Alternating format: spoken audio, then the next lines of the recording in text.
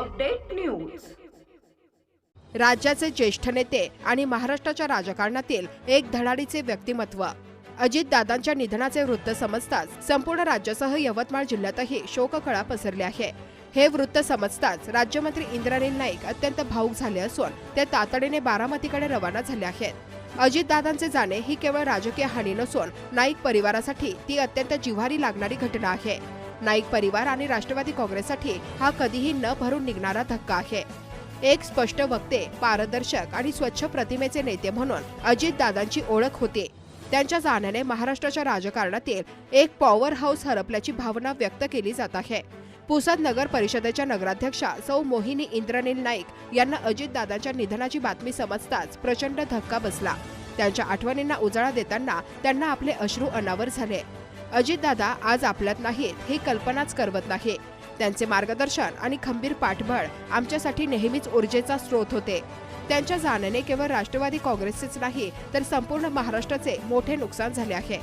प्रतिनिधी असलम शेख। करू सुरू। आज सकाळी महाराष्ट्राचे उपमुख्यमंत्री तथा आपले नेते, माझे मार्गदर्शक सन्माननीय अजितदादा पवार यांच्या विमानाच्या दुर्घटनेची बातमी कळाली आणि नंतर सर्व काही माहिती घेत असताना असं समजलं की त्यांना या दुर्घटनेत आपलं जीव गमावा लागलेला आहे।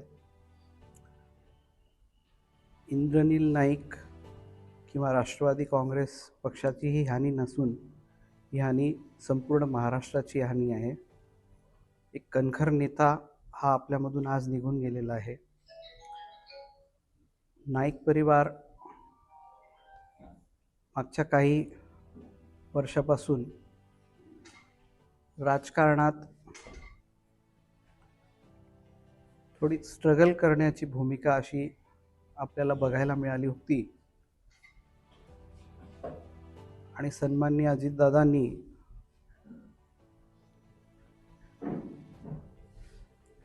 नाईक परिवाराला पुनर्जीवित करण्याचं काम किंवा स्टेबिलिटी देण्याचं काम तिथे केलेलं आहे। जेव्हा पक्ष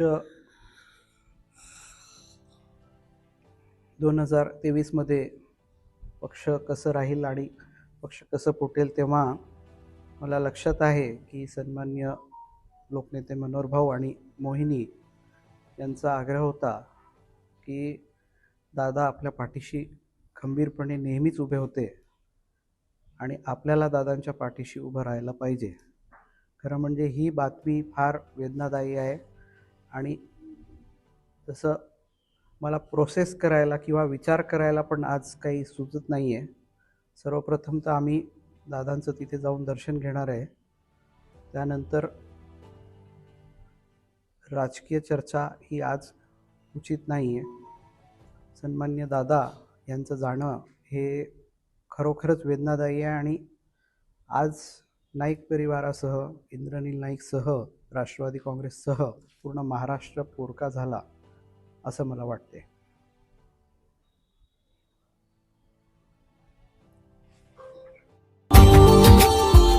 Subscribe now and press the bell icon. Never miss an update.